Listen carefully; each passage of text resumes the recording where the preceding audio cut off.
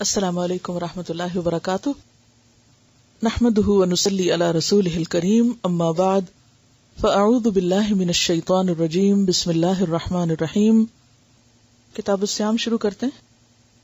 اگرچہ ہم روزے کے بارے میں، رمضان کے بارے میں بہت کچھ جانتے ہیں، لیکن ٹیکسٹ جب سامنے ہوتا ہے تو اس وقت علم یقینی حاصل ہوتا ہے۔ ایک ہوتا ہے نا کسی سے آپ جا کے لیکچر سن لیں تو اس سے بھی ایک ایمان تازہ ہو جاتا ہے، معلومات مل جاتی ہیں، لیکن وہ صرف خبر ہوتی ہے۔ لیکچر کیا ہوتا ہے؟ صرف خبر۔ جب آپ کتاب کھولتے ہیں تو یہ کیا ہوتا ہے؟ عین الیقین۔ ٹھیک ہے، پہلا کیا تھا؟ علم الیقین تھا۔ اگر آپ قابل اعتماد شخص سے کوئی بات سنتے ہیں تو وہ علم الیقین کا درجہ ہے۔ جب آپ کتاب کھول کے پڑھتے ہیں تو وہ کیا ہے؟ عین الیقین کا درجہ ہے۔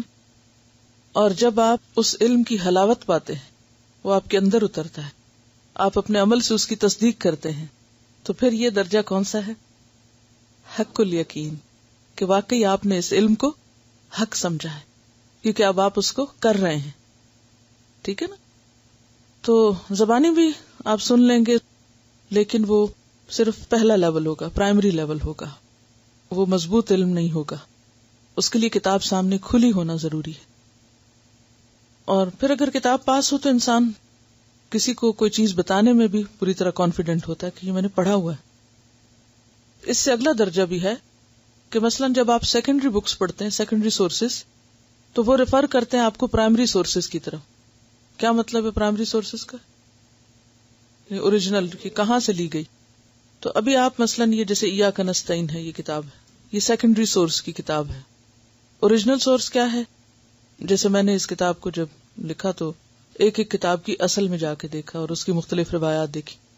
تو اس سے اگلا درجہ علم کا کیا ہوتا ہے کہ سیکنڈری سورس کو پرائمری سورس کے اوپر پرکھنا۔ مثلا یہ شخص یہ لکھتا ہے کہ یہ حدیث سنن نبی داؤد سے، ٹھیک ہے، سنا ہوا نام سنن نبی داؤد کا، لیکن دیکھا ہوا نہیں اس کو۔ اور اگر کبھی کسی کے گھر میں کسی شیلف میں دیکھ بھی لیا تو کھولنے کی زحمت نہیں کی۔ کوئی اچھا کپڑا یا کراکری ہوتے تو اٹھا کے دیکھتے۔ کتاب بھی کیا دیکھنے کی چیز ہے کہ جسے کھول کے دیکھیں کہ اندر کیا ہے۔ بہرحال اگلا مرحلہ کیا ہے علم کا کہ آپ اسے کھول کے دیکھیں کہ اندر کیا ہے، اور پھر اس کو اس کے ساتھ آپ کمپیئر کریں کہ کہیں اس نے کچھ چھوڑ تو نہیں دیا، کہیں کسی چیز میں کوئی مس پرنٹ تو نہیں ہو گیا، یا کوئی ٹائپنگ مسٹیک تو نہیں ہو گئی۔ یہ مرحلہ کب آتا ہے اور اس کی ضرورت کب پیش آتی؟ جب کہیں شک ہوتا ہے کہ اچھا میں نے یہ دعا کارڈ میں تو یوں پڑھی تھی اور اس کتاب میں یوں لکھی ہوئی ہے، کیونکہ اکثر لوگ اس میں جیسے وہ الیک النشور و الیک المصیر کا روایت کا فرق ہے، تو بعض کتابوں میں الیک النشور کی جگہ الیک المصیر لکھا ہوتا ہے، تو اکثر لوگ مجھے لکھ کے بھیجتے ہیں اور مجھے بتاتے ہیں کہ آپ نے یہ صحیح نہیں لکھا، اس کو ٹھیک کر لیں۔ تو میں ان کو بتاتی ہوں کہ یہ روایات کا اختلاف ہے اور میں نے اس کو ریفرنس کے ساتھ لکھا، آپ اس ریفرنس کو چیک کر لیں۔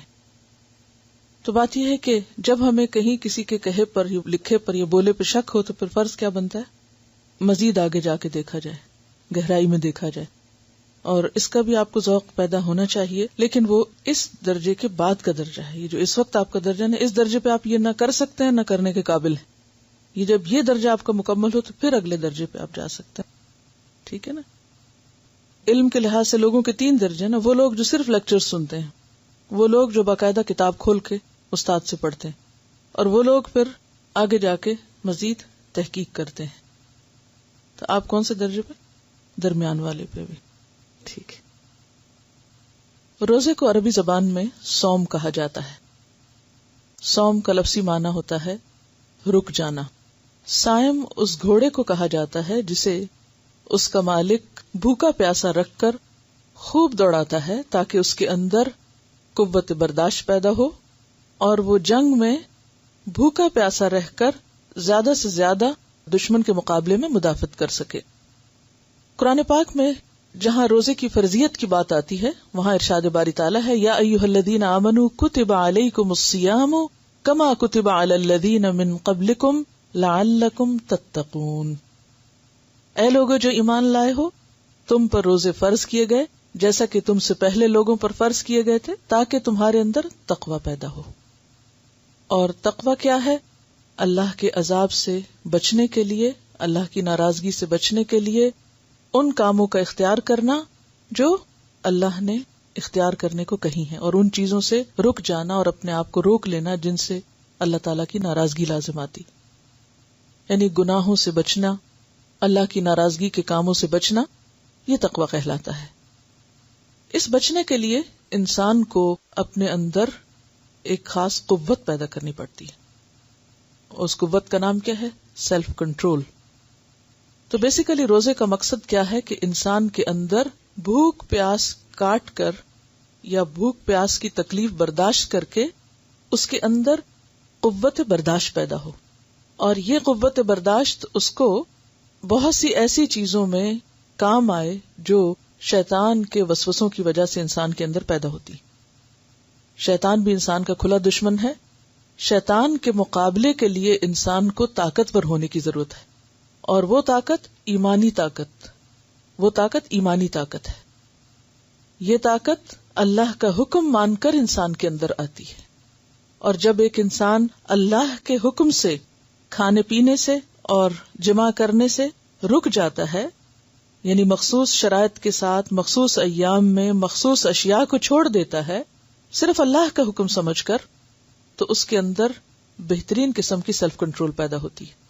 اور روزے کی حالت میں خاص طور پر کھانا پینا، جو کہ انسان کی سب سے بڑی کمزوری اور سب سے بڑی ضرورت بھی ہے، جب انسان اپنی اس سب سے بڑی کمزوری پر قابو پا لیتا ہے تو اس کے اندر بہت بڑی قوت پیدا ہو جاتی ہے۔ پھر دوسری چیز انسان کی شہوت ہے۔ جو شخص اپنی شہوت کو کنٹرول کر لیتا ہے وہ بہت مضبوط ہو جاتا ہے۔ تیسری چیز انسان کی نیند ہے، جو اس کی بہت بڑی ویکنس ہے۔ تو یہ تین چیزیں انسان کی زندگی میں، یعنی بھوک، شہوت اور نیند، ان کے غلبے سے عموماً انسان غلط چیزوں کی طرف مائل ہو جاتا ہے اور نفس کی پیروی شروع کر دیتا ہے۔ جو شخص ان تین کمزوریوں پہ قابو پا لے، اس کے لیے بہت سی خیر اور بھلائی کے دروازے کھل جاتے ہیں۔ روزے میں انسان کو اسی چیز کی تربیت دی جاتی ہے۔ بھوک اور شہوت تو براہ راست، اور نیند جو ہے وہ انڈائریکٹلی کنٹرول ہوتی ہے، کیونکہ سحری میں بھی جلدی اٹھنا پڑتا ہے، اور اس کے بعد تراویح کے لیے اور قیام اللیل کے لیے بھی انسان پھر دیر تک جاگتا ہے۔ تو اس طرح انسان کے اندر جب یہ سب کچھ اللہ کی خاطر عبادت سمجھ کر کرنے کا عمل شروع ہوتا ہے، تو اسے نہ صرف یہ کہ جسمانی فائدے حاصل ہوتے ہیں بلکہ روحانی فائدے بھی حاصل ہوتے ہیں۔ تو روزے کے بہت سے فوائد ہیں۔ اس وقت ہم ان فائدوں کو ڈسکس نہیں کریں گے، بلکہ ہم براہ راست جو شریعت میں روزے کے بارے میں احکامات ملتے ہیں ان کے بارے میں بات کریں گے۔ ان کے بارے میں سب سے پہلی بات تو یہ کہ رمضان کا مہینہ وہ مہینہ ہے جس میں روزے فرض کیے گئے ہیں۔ اگر کوئی شخص رمضان کے علاوہ کسی اور مہینے میں روزے رکھے تو اس کا فرض ادا نہیں ہوتا۔ مثلا اگر کوئی کہے کہ میں محرم میں رکھ لیتا ہوں کیونکہ وہ بھی حرمت والا مہینہ ہے، بہت اچھا مہینہ ہے، لہٰذا میں سال کے پہلے مہینے میں ہی روزے رکھ کے فارغ ہو جاتا ہوں، تو اس کی یہ عبادت قابل قبول نہ ہوگی۔ اس لیے اس عبادت کے لیے اللہ تعالیٰ نے وقت خود مقرر کر دیا، تو اس میں وقت کی جو پابندی ہے وہ بھی بے حد ضروری ہے۔ فرضیت الصیام، روزے کی فرضیت۔ روزہ اسلام کے بنیادی فرائض میں سے ایک فرض ہے۔ عن ابن عمر رضی اللہ عنہما قال قال رسول اللہ صلی اللہ علیہ وسلم بنی الاسلام علی خمس شہادت ان لا الہ الا اللہ وان محمدا رسول اللہ واقام الصلاة وایتاء الزکاة والحج وصوم رمضان، رواہ البخاری۔ حضرت عبداللہ بن عمر رضی اللہ عنہما کہتے ہیں رسول اللہ صلی اللہ علیہ وسلم نے فرمایا، اسلام کی بنیاد 5 چیزوں پر ہے۔ نمبر 1 کلمہ شہادت، اشہد ان لا الہ الا اللہ و اشہد ان محمدًا عبدہ و رسولہ۔ نمبر 2 نماز قائم کرنا۔ نمبر 3 زکوٰۃ ادا کرنا۔ نمبر 4 حج، اور نمبر 5 رمضان کے روزے رکھنا۔ اسے بخاری نے روایت کیا ہے۔ تو اس حدیث سے کیا پتہ چلتا ہے کہ رمضان کے روزے فرض ہیں، اور اسلام کے جو بنیادی 5 پلرز ہیں، 5 ستون یا ارکان ہیں، ارکان خمسہ میں سے ایک بنیادی رکن ہے۔ اگر کوئی شخص جان بوجھ کے اس کا انکار کرے کہ میں اس کو نہیں مانتا تو وہ دار اسلام سے خارج ہوتا ہے۔ عن ابی ہریرہ رضی اللہ عنہ ان اعرابیا اتى النبي صلی اللہ علیہ وسلم فقال دلني على عمل اذا عملته دخلت الجنة قال تعبد اللہ لا تشرک به شیئا وتقیم الصلاة المکتوبة وتؤدی الزکاة المفروضة وتصوم رمضان. قال والذی نفسی بیده لا ازید على هذا. فلما ولى قال النبی صلی اللہ علیہ وسلم من سره ان ينظر الى رجل من اہل الجنة فلینظر الى هذا. رواہ البخاری. حضرت ابو ہریرہ رضی اللہ عنہ کہتے ہیں کہ ایک اعرابی نبی اکرم صلی اللہ علیہ وسلم کی خدمت میں حاضر ہوا اور عرض کیا مجھے ایسا عمل بتائیے جس کے کرنے سے میں جنت میں داخل ہو جاؤں. آپ صلی اللہ علیہ وسلم نے فرمایا اللہ تعالیٰ کی عبادت کر، اس کے ساتھ کسی کو شریک نہ کر، فرض نماز قائم کر، فرض زکوٰۃ ادا کر اور رمضان المبارک کے روزے رکھ. اس نے کہا اللہ کی قسم میں اس سے زیادہ کچھ نہ کروں گا، یعنی فرض سمجھ کر، یعنی کہ اور کوئی زندگی میں کام ہی نہیں کروں گا یا کوئی اور نیکی نہیں کروں گا. جب وہ آدمی واپس ہوا تو آپ صلی اللہ علیہ وسلم نے فرمایا جسے جنتی آدمی دیکھنا ہو وہ اسے دیکھ لے. کیا مطلب اس کا؟ کہ اگر کوئی شخص ان ارکان خمسہ کی صحیح طور پر پابندی کرتا ہے تو ایسا شخص انشاءاللہ جنت میں جائے گا. یہاں پر آپ دیکھ رہے ہیں کہ حج کا ذکر نہیں ہے. اس کی وجہ یہ ہو سکتی ہے کہ ہو سکتا ہے اس وقت تک ابھی حج فرض نہ ہوا، اور یہ بھی ہو سکتا ہے کہ اس شخص پر فرض نہ ہو، یعنی وہ اس کیٹیگری میں نہ آتا ہو. روزے کی فضیلت. فضل الصوم. رمضان المبارک کے شروع ہوتے ہی جنت کے دروازے کھول دیے جاتے ہیں اور جہنم کے دروازے بند کر دیے جاتے ہیں. عن ابی ہریرہ قال قال رسول اللہ صلی اللہ علیہ وسلم اذا دخل رمضان فتحت ابواب السماء وغلقت ابواب جہنم وسلسلت الشیاطین. متفق علیہ. حضرت ابو ہریرہ رضی اللہ عنہ سے روایت ہے کہ رسول اللہ صلی اللہ علیہ وسلم نے فرمایا جب رمضان آتا ہے تو آسمان کے دروازے کھول دیے جاتے ہیں، جہنم کے دروازے بند کر دیے جاتے ہیں اور شیاطین قید کر دیے جاتے ہیں. جی، آسمان کے دروازے کیوں کھول دیے جاتے ہیں؟ دعاؤں کی قبولیت کے لیے، اعمال کی قبولیت کے لیے. اور بتانے کا مقصد کیا ہے؟ تاکہ لوگ اور زیادہ شوق و ذوق کے ساتھ عبادت کریں، یعنی عبادت کا شوق دلانے کے لیے یہ بات کی جا رہی ہے. اور پھر جنت کے دروازے کتنے ہیں؟ 8 دروازے. جہنم کے ساتھ ہیں لہا 7 ابواب لکل باب منہم جزء مقسوم. تو جنت کے سب دروازے کھول دیے جاتے ہیں. تو اس سے مراد یہ ہے کہ ایک تو یہ کہ جنت رمضان کے لیے تیار کی جاتی ہے، اور رمضان میں اس کے دروازے کھولنے کا جو تصور دیا گیا وہ جنت کی طرف جانے کا شوق بڑھانے کے لیے، اور یہ بھی انڈائریکٹلی کس لیے؟ تاکہ لوگ زیادہ سے زیادہ اچھے کام کریں، نیکیوں کی طرف بڑھیں، دوڑیں، اور اس منزل کو سامنے رکھتے ہوئے، اس اجر اور اس ثواب کو سامنے رکھتے ہوئے اور زیادہ تیزی کے ساتھ نیکی کی طرف بڑھیں. اور پھر جنت کا تصور جو ہے اور جنت کے کھلے دروازوں کا تصور دراصل انسان کے لیے ایک سبب یا ذریعہ بنتا ہے. کس بات کا؟ یا ایک وجہ بنتی ہے کیا؟ کہ انسان نیکی کی طرف اور زیادہ شوق کے ساتھ دوڑے. جہنم کے دروازے بند کر دیے جاتے ہیں. تو جہنم میں لے جانے والی کیا چیزیں؟ برائیاں. تو جہنم کے دروازے بند کرنے کا مطلب پھر کیا ہے؟ کہ انسان کو دنیا میں بھی، اس زمین پر بھی ایسا ماحول فراہم کیا جاتا ہے روزے کے ساتھ، یعنی روزے جیسی عبادت کے ساتھ، کہ انسان کو ایک نیکی کا ایسا ماحول ملتا ہے کہ جس میں جنت کی طرف لے جانے والے کام زیادہ کرنے کی توفیق یا مواقع ملتے ہیں، اور جہنم کی طرف لے جانے والے کاموں کے مواقع کم ہو جاتے ہیں. باب اصل میں ذریعہ ہے. اب اس میں آپ دیکھیے کہ یعنی اس میں کوئی اشکال نہیں ہے کہ اگر ہم یہ مانیں کہ ہاں واقعی ایسا ہوتا ہے، اور جنت والے جب جنت میں داخل ہوں گے تو اس کے بارے میں کیا کہا کہ مفتحۃ لہم الابواب، کہ دروازے پہلے سے ہی کھول دیے جائیں گے. دروازے کا بند ہونا اور کھل جانا یہ کس بات کی علامت ہے؟ سہولت سے داخل ہونے کی، ویلکم کرنے کی. مثلا اگر آپ کہیں جا رہے ہیں اور دروازہ خود بخود کھل جاتا ہے، یہ پہلے سے ہی کھلا ہوا ہے، تو یہ کس بات کی علامت ہے کہ ویلکم، آپ کا انتظار کیا جا رہا ہے، آپ اس کے اہل ہیں کہ آپ یہاں داخل ہوں. اور کسی دروازے کا بند ہونا کیا ہے؟ کسی رحمت سے یا کسی بھی خیر اور بھلائی سے محروم ہونا. اور پھر جنت کے جو مختلف دروازے ہیں اس سے کیا پتہ چلتا ہے کہ ان میں سے ایک دروازہ باب الریان بھی ہے. جیسے کہ ایک اور حدیث میں آتا ہے کہ جنت کے 8 دروازے ہیں جن میں سے ایک دروازے کو ریان کہتے ہیں. اس دروازے سے صرف روزے دار ہی داخل ہوں گے، کوئی اور داخل نہیں ہو سکے گا. پھر یہ کہ رمضان میں عمرے کا ثواب حج کے برابر ملتا ہے. عام نیکیوں کا ثواب بھی عام دنوں سے زیادہ ہوتا ہے اور خصوصاً عمرے کا ثواب. ان عطا ان رحمہ اللہ. جب میں عربی عبارت پڑھوں تو آپ لوگ اپنی پینسل کے ساتھ عربی عبارت کے ایک ایک لفظ پر ساتھ ساتھ چلتے چلے جائیں، یعنی اپنی پینسل کو اس لفظ پر رکھتے چلے جائیں. اس کا کیا فائدہ ہوگا؟ عربی سے آپ کی نگاہیں مانوس ہوں گی اور ہو سکتا ہے بہت سا ترجمہ آپ کو پہلے سے آتا ہو اور چند لفظ مشکل ہوں جو آپ کو نہ آئے.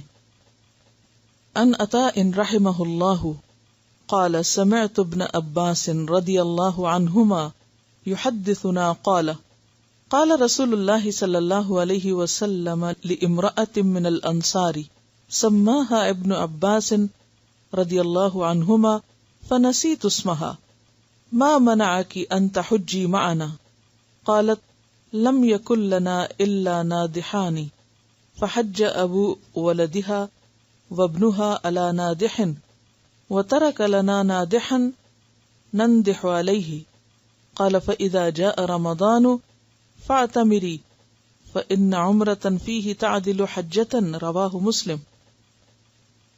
حضرت عطا رحمہ اللہ کہتے ہیں میں نے حضرت عبداللہ بن عباس رضی اللہ عنہ سے سنا کہ رسول اللہ صلی اللہ علیہ وسلم نے انصار کی ایک عورت ام سنان سے فرمایا.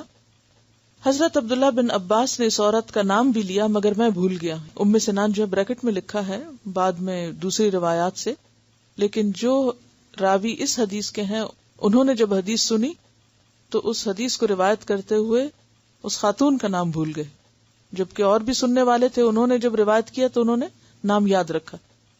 تو یہیں سے پھر روایات کے فرق ہو جاتے ہیں کہ رسول اللہ صلی اللہ علیہ وسلم نے ام سنان سے کہا تم ہمارے ساتھ حج پر کیوں نہیں چلتی.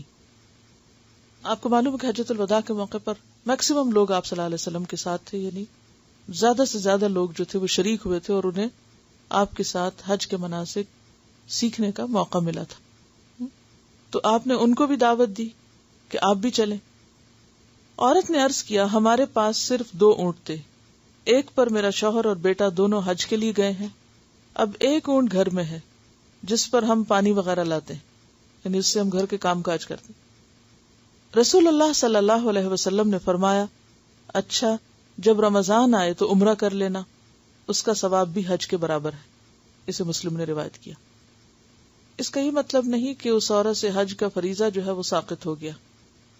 اگر کسی پر حج کا فریضہ عائد ہوتا ہو تو وہ فریضہ حج کرنے سے ہی ادا ہوگا، عمرے سے نہیں ادا ہوگا.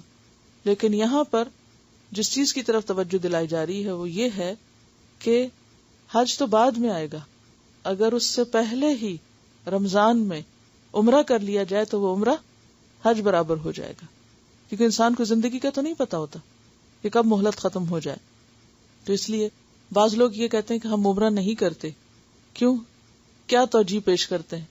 حج فرض ہو جائے گا. تو یہ حدیث بالکل اس کے یعنی اس تصور کو توڑنے والی ہے کہ حج تو ایک مستقل عبادت ہے، جب اس کا موقع آپ کو ملے وہ آپ کریں. لیکن اگر اس سے پہلے آپ کو عمرے کا موقع مل رہا ہے تو یہ سوچ کے عمرہ نہ چھوڑیں کہ اس طرح حج فرض ہو جائے گا. نہیں، وہ تو اگر فرض ہے تو ویسے ہی فرض ہے، اور اگر فرض نہیں تو فرض نہیں. اور اگر اس سے پہلے رمضان میں عمرے کا موقع ہے تو اس موقع سے فائدہ اٹھا لیا جائے.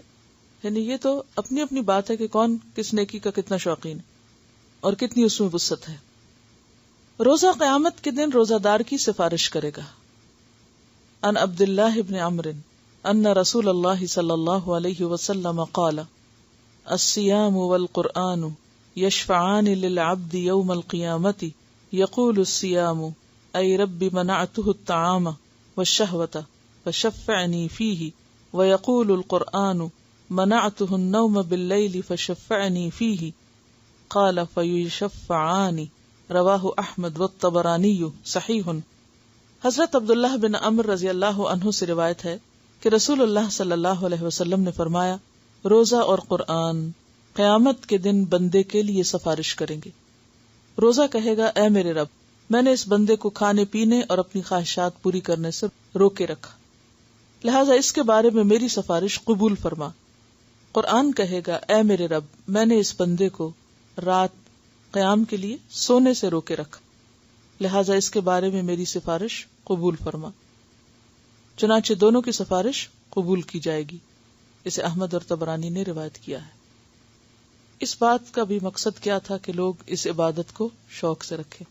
یہ اسلام کی خوبصورتی ہے کہ ایک چیز کو، ایک عبادت کو ہمارے لیے اگر اس نے فرض کیا ہے تو ساتھ اس فرض کو ادا کرنے کا شوق بھی دلایا ہے تاکہ وہ فریضہ ادا کرنا آسان ہو جائے۔ یہ حکمت ہے اس میں۔ ورنہ عموماً جب کسی کو کوئی ڈیوٹی دی جاتی ہے تو کیا کہہ کے دی جاتی؟ اگر وہ مشکل سے کر رہا ہے یا نہیں کر پا رہا تو یہ ڈیوٹی از ڈیوٹی، یہ تمہاری ڈیوٹی تمہیں کرنی ہو، کرو گے تو تمہارا اپنا فائدہ، نہیں کرو گے تو نقصان ہوگا، تمہارا ہی ہوگا، لہذا یہ ڈیوٹی ہے اس لیے اس کو کرو۔ اسلام نے ہمیں کوئی بھی ڈیوٹی اس طرح کی نہیں دی کہ یہ کہا ہو کہ یہ نماز ہے، تمہارا فرض ہے، تمہاری ڈیوٹی ہے، پڑھ لو، ہم تھکے ہوئے ہیں یا کچھ بھی، یا کوئی نیند آ رہی ہے، یا قرآن پڑھنے کا معاملہ ہے یا روزے کا۔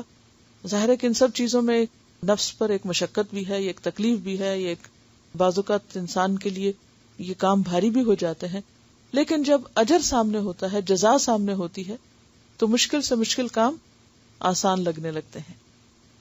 یہی اللہ تعالیٰ کی رحمت اور مہربانی ہے کہ ہمارے فائدے کے لیے ہمیں کام کرنے کو کہا جاتا ہے اور پھر مزید اس پر ثواب اور اس کا فائدہ بتا کے اس کو آسان بھی کر دیا جاتا ہے۔ روزے کا اجر بے حساب ہے۔ عن ابی ہریرہ قال قال رسول اللہ صلی اللہ علیہ وسلم قال اللہ عز وجل۔ یہاں آپ دیکھ رہے ہیں کہ حضرت ابو ہریرہ سے روایت ہے، نبی صلی اللہ علیہ وسلم نے فرمایا، اللہ تعالیٰ فرماتا ہے، اور ایسی حدیث قدسی کہلاتی ہے جس میں الفاظ نبی صلی اللہ علیہ وسلم کے ہوتے ہیں لیکن بات اللہ تعالیٰ کی طرف سے ہوتی ہے۔ کل عمل ابن آدم لہ الا الصیام فإنہ لی وأنا اجزی بہ والصیام جنۃ فإذا كان یوم صوم احدکم فلا يرفث يومئذ ولا يسخب فإن سابه أحد أو قاتله فليقل إني امرؤ صائم والذي نفس محمد بيده لخلوف فم الصائم أطيب عند الله يوم القيامة من ريح المسك وللصائم فرحتان يفرحهما إذا أفطر فرح بفطره وإذا لقي ربه فرح بصومه رواہ مسلم۔ حضرت ابو ہریرہ رضی اللہ عنہ کہتے ہیں کہ رسول اللہ صلی اللہ علیہ وسلم نے فرمایا، اللہ عز وجل فرماتا ہے کہ ابن آدم کا ہر عمل، ابن آدم کون ہوتا ہے؟ انسان، ہر انسان، ابن آدم کا ہر عمل اس کے لیے ہے سوائے روزے کے۔ روزہ میرے لیے اور میں ہی اس کی جزا دوں گا۔ یعنی روزے کو خاص اپنے لیے کیوں قرار دیا؟ کیونکہ روزہ ایک ایسی عبادت ہے جس کا علم صرف اللہ تعالیٰ کو ہوتا ہے۔ آپ نماز پڑھیں، آپ صدقہ کریں، آپ ذکر کریں، آپ لوگوں کی نگاہوں میں آ جاتے ہیں، یعنی آپ کا عمل ظاہر ہو جاتا ہے۔ لیکن اگر آپ روزہ رکھے ہوئے ہوں تو جب تک آپ منہ کھول کے خود نہ بتائیں کہ میں روزے سے ہوں، کسی کو پتہ نہیں چلتا۔ اور ویسے بھی اگر رمضان کا مہینہ بھی ہو تو بھی کس شخص کا روزہ ہے اور کس کا نہیں ہے یہ صرف اللہ کو پتہ ہے۔ اور روزہ آگ سے ڈھال ہے۔ یہاں انہوں نے آگ کا لفظ بریکٹ میں ڈالا ہے، لیکن یہ کہ یہ ڈھال کئی چیزوں سے ہو سکتی ہے، گناہوں سے بھی تو ڈھال کیا ہوتی ہے؟ شیلڈ، جس سے دشمن کے وار کو روکا جاتا ہے، پروٹیکشن کے لیے ہوتی ہے شیلڈ۔ تو روزہ ڈھال ہے دنیا میں گناہوں سے اور آخرت میں آگ سے۔ لہٰذا جس روز تم میں سے کسی کا روزہ ہو اس روز وہ فحش گوئی نہ کرے، یعنی کوئی گالی گلوچ نہ کرے اور بےہودہ کلامی نہ کرے، فالتو باتیں نہ کرے، بیکار کے ہنسی مذاق نہ کرے۔ اور اگر کوئی دوسرا اس سے گالی گلوچ کرے یا لڑائی کرے تو روزہ دار کو صرف اتنا کہنا چاہیے کہ میں روزہ دار ہوں، یعنی کسی بات یا بحث کا جواب بحث کی شکل میں نہ دے، بلکہ کیا کہے؟ میں روزے سے ہوں۔ اس ذات کی قسم جس کے ہاتھ میں محمد صلی اللہ علیہ وسلم کی جان ہے، روزہ دار کے منہ کی خوشبو قیامت کے دن اللہ تعالیٰ کو مشک کی خوشبو سے بھی زیادہ پسند ہوگی۔ روزہ دار کے لیے دو خوشیاں ہیں جن سے وہ فرحت حاصل کرے گا۔ اولاً جب وہ روزہ افطار کرتا ہے تو خوش ہوتا ہے، یعنی افطاری کا وقت ایک خوشی کا وقت ہوتا ہے۔ ثانیاً یعنی دوسری بات سیکنڈلی، جب وہ اپنے رب سے ملے گا اور روزے کے بدلے میں اپنے رب سے انعام پائے گا تو خوش ہوگا۔ اسے مسلم نے روایت کیا ہے۔ یعنی ایک خوشی دنیا کی اور ایک خوشی آخرت کی، ایک ڈھال دنیا کی اور ایک ڈھال آخرت کی۔ روزہ داروں کے لیے جنت میں ایک خصوصی دروازہ بنایا گیا جس کا نام ریان ہے۔ عن سہل بن سعد رضی اللہ عنہ قال قال رسول اللہ صلی اللہ علیہ وسلم ان فی الجنة بابا یقال له الریان يدخل منه الصائمون يوم القیامة لا يدخل منه احد غیرهم متفق علیہ۔ حضرت سہل بن سعد رضی اللہ عنہ کہتے ہیں رسول اللہ صلی اللہ علیہ وسلم نے فرمایا جنت کا ایک دروازہ ہے جس کا نام ریان ہے، جس سے قیامت کے دن روزہ دار گزریں گے، ان کے علاوہ اس دروازے سے کوئی دوسرا نہیں گزرے گا۔ اسے بخاری نے روایت کیا۔ بات یہ ہے کہ جنت کے جو مختلف دروازے ہیں وہ مختلف نیکی کے کاموں کے لیے مخصوص ہیں۔ مثلا نمازیوں کے لیے ایک دروازہ ہے، اور صدقہ کرنے والوں کے لیے، اور روزہ رکھنے والوں کے لیے، اور کوئی ایسا شخص بھی ہو سکتا ہے کہ جو سارے ہی کام کرتا ہو، تو ایسے میں پھر وہ کس دروازے سے داخل ہوگا؟ جس سے چاہے گا داخل ہوگا۔ اور باب الریان ایک اہم دروازہ ہے جس سے صرف روزہ دار داخل ہو سکیں گے، اوروں کو اس سے اندر نہیں آنے دیا جائے گا۔ تو اب دیکھیے کہ کسی بھی جگہ میں داخل ہونے کے لیے بعض مین گیٹ ہوتے ہیں، بعض چھوٹے گیٹ ہوتے ہیں، یا مختلف شکل کے بنے ہوئے ہوتے ہیں، اور کسی بھی جگہ داخل ہونے کے لیے جو خوبصورت دروازہ، بہرحال اس سے داخل ہونا بھی ایک انجوائمنٹ کا ذریعہ ہوتا ہے۔ تو یہ بھی ایک طرح سے روزے کا شوق دلانے کے لیے لوگوں کو بتایا گیا ہے۔ اور دوسری بات یہ ہے کہ ہر شخص کے اندر آپ دیکھیں گے کہ ایک نمایاں نیکی ہوتی ہے۔ کچھ لوگ نمازوں کا بہت شوق رکھتے ہیں، فرائض کے علاوہ نوافل بھی پڑھتے ہیں، تو خشوع و خضوع سے نماز ادا کرتے ہیں۔ کچھ لوگ روزے کثرت سے رکھتے ہیں، کچھ لوگوں کو صدقہ خیرات کا بہت شوق ہوتا ہے، اسی طرح اور نیکیوں کا بھی۔ تو ہر شخص کی زندگی میں ایک مخصوص قسم کی نیکی کا ایک رجحان یا توجہ ہوتی ہے، تو اس کو پھر اس خاص دروازے سے لے جایا جائے گا اس کی اس نیکی کے مطابق۔ اور جب آپ صلی اللہ علیہ وسلم ایک موقع پر جنت کے دروازوں کا ذکر کر رہے تھے تو حضرت ابوبکر نے پوچھا تھا کہ یا رسول اللہ صلی اللہ علیہ وسلم کوئی ایسا شخص بھی ہوگا کہ جسے ہر دروازے سے پکارا جائے گا؟ اصل میں دروازے سے بھی پکار آئے گی کہ یہاں فلاں اور فلاں یہاں سے آئے اور گزرے، یعنی ویلکم کیا جا رہا ہوگا نا، ہر طرف سے ان کی آؤ بھگت ہوگی کہ آپ ادھر سے آئیں۔ فرمایا کہ مجھے امید ہے کہ وہ تم ہوگے جسے ہر دروازے سے پکار آئے گی، ہر دروازہ کھلا ہوگا تمہارے لیے۔ رمضان کا پورا مہینہ ہر رات اللہ تعالیٰ لوگوں کو جہنم سے نجات دلاتے ہیں۔ عن ابی ہریرہ عن رسول اللہ صلی اللہ علیہ وسلم قال اذا كانت اول ليلة من رمضان صفدت الشياطين ومردت الجن وغلقت ابواب النار فلم يفتح منها باب وفتحت ابواب الجنة فلم يغلق منها باب ونادى مناد يا باغي الخير اقبل ويا باغي الشر اقصر ولله اتقاء من النار وذلك في كل ليلة رواه ابن ماجہ۔ صحیح۔ حضرت ابو ہریرہ رضی اللہ عنہ سے روایت ہے کہ رسول اللہ صلی اللہ علیہ وسلم نے فرمایا رمضان کی پہلی رات ہی شیاطین اور سرکش جن باندھ دیے جاتے ہیں، جہنم کے سارے دروازے بند کر دیے جاتے ہیں، ان میں سے کوئی ایک دروازہ بھی کھلا نہیں رہنے دیا جاتا، اور جنت کے سارے دروازے کھول دیے جاتے ہیں، ان میں سے کوئی ایک دروازہ بھی بند نہیں رہنے دیا جاتا، اور ایک منادی کرنے والا فرشتہ اعلان کرتا ہے اے بھلائی کے چاہنے والے آگے بڑھ، یعنی دیر نہ کر، اور اے شر کے چاہنے والے رک جا۔ اور رمضان کی ہر رات اللہ تعالیٰ لوگوں کو جہنم سے آزاد کرتے ہیں، اسے ابن ماجہ نے روایت کیا۔ اس حدیث سے کئی باتیں ہمیں پتہ چل رہی ہیں۔ پہلی بات تو یہ ہے کہ رمضان ایک خاص مہینہ ہے جس کا اہتمام صرف اس دنیا میں نہیں ہوتا بلکہ عالم بالا میں بھی ہوتا ہے، اور عالم بالا میں رمضان کی جو ایک قدر و اہمیت پہچانی جاتی ہے وہ کس سے، کہ اس رات جنت کے سب دروازے کھول دیے جاتے ہیں، پہلی رات ہی، اور جہنم کے سب دروازے بند کر دیے جاتے ہیں، اور پھر خاص طور پر بڑے بڑے شیطانوں کو باندھ دیا جاتا ہے جو دنیا میں فساد پھیلانے کا سبب بنتے ہیں۔ اس کی بھی اصل حقیقت تو اللہ تعالیٰ ہی کو معلوم ہے، لیکن مفہوم اس کا یہ ہے کہ رمضان میں ہر انسان کے لیے نیکی کا ایک ماحول یا شوق یا ایک خاص ٹرینڈ جو ہے وہ پیدا ہو جاتا ہے، یعنی ہر شخص کو نیکی کی طرف بڑھنے کے لیے ایک سپورٹ ملتی ہے۔ یعنی عام حالات میں اگر کوئی نیکی کرنا مشکل ہوتا تو رمضان میں وہ نیکی آسان ہو جاتی اس مجموعی ماحول کی وجہ سے، اور اسی طرح برائی کرنا مشکل ہو جاتی۔ کیونکہ بہت سے لوگ اس پر اعتراض کرتے ہیں کہ پھر بھی لوگ غلط کام کیوں کرتے ہیں، تو اس سے یہ نہیں کہا گیا کہ سارے ہی جن شیطان بند ہو جاتے ہیں، اس سے کہا گیا کہ شیاطین اور سرکش جن، اور پھر شیطان کی تربیت میں رہنے کے بعد انسان کافی حد تک اس کا رنگ لے چکا ہوتا ہے، اگر وہ بند بھی ہو جائے تو انسان خود کافی ہے۔ ہاں، ایک اور بات جو اس حدیث سے پتہ چلتی ہوئی کہ اللہ تعالیٰ جہنم سے لوگوں کو آزاد کرتے ہیں، یعنی ہر رات میں، تو اس کا مطلب یہ بھی ہو سکتا ہے کہ دنیا میں جب لوگ روزہ رکھتے ہیں، نماز پڑھتے ہیں، دعائیں کرتے ہیں، استغفار کرتے ہیں، تو جو رمضان آگے بڑھتا چلا جاتا ہے مختلف لوگوں کی بخشش ہوتی چلی جاتی، یعنی گویا ان کو جہنم سے رہائی کا پروانہ ملتا جاتا ہے جو قیامت کے دن ان کو بتایا جائے گا۔ اور یہ بھی ہو سکتا ہے کہ جو لوگ مر چکے ہوں اور وہ کسی عذاب میں مبتلا ہوں تو اللہ تعالیٰ اس مہینے کی برکت سے ان کو بھی عذاب سے رہا کرتے ہوں۔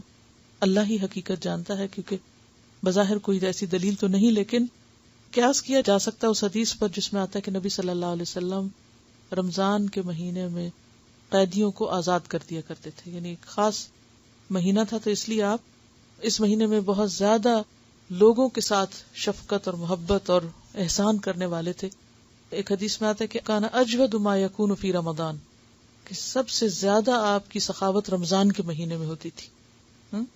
حین یلقاہ جبریل، جب جبریل آپ سے ملاقات کرتے تھے، اور رمضان کی ہر رات میں جبریل آپ سے ملاقات کرتے تھے، اور خصوصاً آخری عشرے میں، اور تیز آندھی سے بھی زیادہ آپ سخی ہو جاتے تھے یا سخاوت کیا کرتے تھے۔ روزہ افطار کے وقت بھی اللہ تعالیٰ لوگوں کو جہنم سے آزاد کرتے ہیں۔ عن جابر قال قال رسول اللہ صلی اللہ علیہ وسلم ان للہ عند کل فطر اتقاء وذلک فی کل لیلہ، رواہ ابن ماجہ۔ حضرت جابر سے روایت ہے کہ رسول اللہ صلی اللہ علیہ وسلم نے فرمایا، اللہ تعالیٰ ہر روز افطار کے وقت لوگوں کو جہنم سے آزاد کرتے ہیں۔ اسے ابن ماجہ نے روایت کیا ہے۔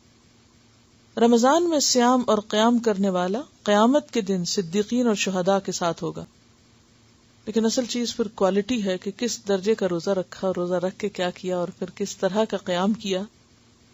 عن عمرو بن مرۃ الجہنی قال جاء رجل الى النبي صلی اللہ علیہ وسلم فقال یا رسول اللہ ارأیت ان شہدت ان لا الہ الا اللہ وانک رسول اللہ وصلیت الصلوات الخمس وادیت الزکاة وصمت رمضان وقمته فممن انا قال من الصدیقین والشہداء، رواہ البزار وابن خزیمہ، اور حدیث صحیح ہے۔ حضرت عمرو بن مرہ جوہنی کہتے ہیں کہ ایک آدمی نبی اکرم صلی اللہ علیہ وسلم کی خدمت میں حاضر ہوا اور عرض کیا، یا رسول اللہ، اگر میں گواہی دوں کہ اللہ کے سوا کوئی الہ نہیں، آپ اللہ کے رسول ہیں، 5 نمازیں پڑھوں، زکوٰۃ ادا کروں اور رمضان میں صیام اور قیام کروں، تو میرا شمار کن لوگوں میں سے ہوگا؟ آپ صلی اللہ علیہ وسلم نے فرمایا،